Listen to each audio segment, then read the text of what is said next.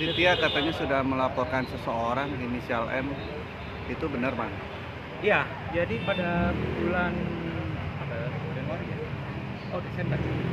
Pada bulan Desember, sebenarnya Aditya Zoni sudah melaporkan seseorang ke Polres Bogor Kabupaten dalam hal adanya indikasi pemalsuan merek ya, penggunaan merek ya, penggunaan merek. Nah, orang tersebut berinisial M di Jawa Barat, tepatnya di area Bandung lah, sekitaran Bandung sana. Polres Kabupaten Bogor sudah mendalami hal tersebut dan sudah memanggil Para terkait? pihak terkait lah. Ada beberapa pihak yang terindikasi terlibat, termasuk salah satu CT di situ sudah dipanggil. Bahkan terlapor sampai saat ini belum pernah hadir, dipanggil nggak pernah datang. Nah, seperti dugaan kami, pihak yang melaporkan Aditya Zoni di Polda Metro Jaya itu ada di balik layar sebagai kuasa pelapor di Polda Metro Jaya. Apakah pelaporan di Polda Metro Jaya tersebut Ada kaitannya? Ada kaitannya dalam hal untuk mengaburkan tindakan mereka? Kita kurang tahu. Dalam hal ini Polres Bogor Kota masih melakukan penyelidikan. Cuman yang jelas mereka sampai dengan saat ini tidak pernah datang di Polres Bogor Kabupaten.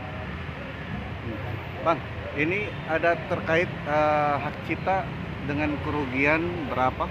Ya, kerugian sih hak merek itu kerugian kita nggak bisa ngitung ya, karena mereka menggunakan merek punya Aditya Zoni dengan tujuan keuntungan otomatis, dan jumlahnya sangat banyak sekali, ribuan bahkan puluhan ribu piece yang mereka pergunakan gitu loh. Jadi kalau masih kita masih melakukan audit berapa total kerugian secara ekonomi yang diderita Aditya Zoni, dan yang jelas sampai saat ini mereka, kalau kita lihat, kurang kooperatif. Mereka tidak datang ke Polres Cibinong, Bogor. Sudah panggilan kedua kalau nggak salah. Sepertinya gitu ya. Berarti melebihi apa yang dilaporkan oleh pihak yang di Polda?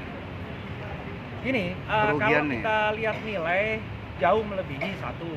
Tapi kalau kita lihat materi yang ada di Polda Metro, itu jujur nggak bisa diproses ya, karena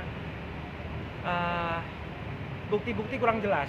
Bukti-buktinya nggak jelas sama sekali. Bahkan kalau misal sampai Polda Metro Jaya terus maju, sampai saat ini sih mereka nggak ada indikasi untuk maju. Tapi kalau sampai terus maju, kita mungkin bisa raper kali ya. Kalau memang ada peningkatan status, kita akan lakukan raper, dan kita yakin bahwasanya klien kita nggak bersalah di dalam laporan tersebut yang di Polda Metro Jaya.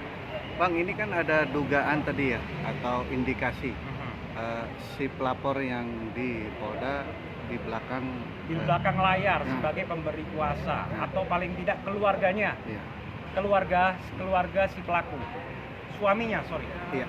Akankah membuat sebuah laporan juga nanti di Polda? Nanti kalau memang kita rasa hal tersebut, kita lihat ada indikasi pencemaran nama baik, laporan palsu, itu nanti sesuai dengan bukti-bukti yang ada, kita pasti akan lapor balik.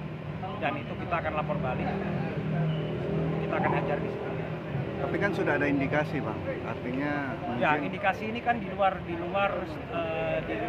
kasus yang dilaporkan. Tapi kalau dalam kasus yang dilaporkan ada indikasi kita bisa lapor balik, kita akan lapor balik. Bang, produk itu sendiri namanya apa sih, Bang? Yang dibuat oleh Adit? Aiora Beauty. Oh. Produk skincare. Itu Aiora sudah berdiri berapa lama? Dari 2021. 2021. Setelah COVID ya? Ya, pada saat COVID ya, akhir-akhir COVID ya. Akhir-akhir COVID. Apakah sudah ada keuntungan tersendiri waktu Kalau keuntungan jelas sudah ada, dan pihak ini sempat terkait kerjasama sama Aditya Zoni, tapi pada ujungnya mereka melakukan hal yang di luar kewajaran lah, seperti itu. Mereka suami istri. Bang, ini perjanjian apa sih ketika Adit melakukan kerjasama dengan si terlapor ini? Jadi kalau dengan terlapor sendiri nggak ada perjanjian ya. Kontrak gitu? Nggak ada perjanjian tertulis, nggak ada. Kalau dengan terlapor, kecuali sebagai distributor pada waktu itu. Distributor aja. Tetapi pada kenyataannya dia membuat produk sendiri, dan dia secara nggak langsung sudah mengakui hal tersebut kepada ya kawan-kawan lah. Sejak kapan Adit tahu kalau produknya ini Dari dipalsu? Desember lah. Desember. Dari Desember, di saat laporan itu kita angkat ya waktu itu ya. Desember awal, terus Iya, 23 Desember awal 2023, dan akhirnya kita konsultasi dengan pihak polisian sampai akhirnya kita masukkan laporan. Pasal berapa, Bang? Masih ingat? Itu undang-undang hak cipta ya. Kita Merek, sorry, undang-undang merek. Pasal berapa?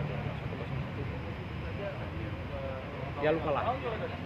Pokoknya terkait Penggunaan mereknya. ancaman hukumannya atau denda biasanya ada? Denda kalau nggak salah 5 ya. 5 miliar. 5 miliar dengan ancaman hukuman 5 tahun minimal.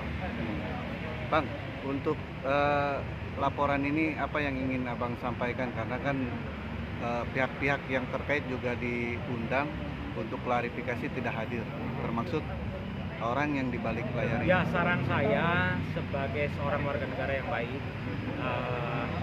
penuhilah panggilan pihak yang berwajib. Ya, kita negara Indonesia ini negara hukum. Jadi jangan mentang-mentang dia orang kaya ataupun saya nggak tahu apakah dia pejabat atau apa, saya nggak tahu, tapi yang jelas dia orang kaya lah. Nah, yang kooperatif lah, supaya apa, tindakan kooperatif itu juga mengurangi hukuman gitu. Bang, kenapa tidak mengajukan secara perdata langsung? Enggak lah, karena ini ranahnya ranah pidana, perbuatan pidana, ranah pidana ini di sini. Jadi kita nggak mengajukan gugatan perdata dalam hal perjanjiannya, karena ini di luar perjanjian. Gitu. Makasih Bang Emil. Oke, sip.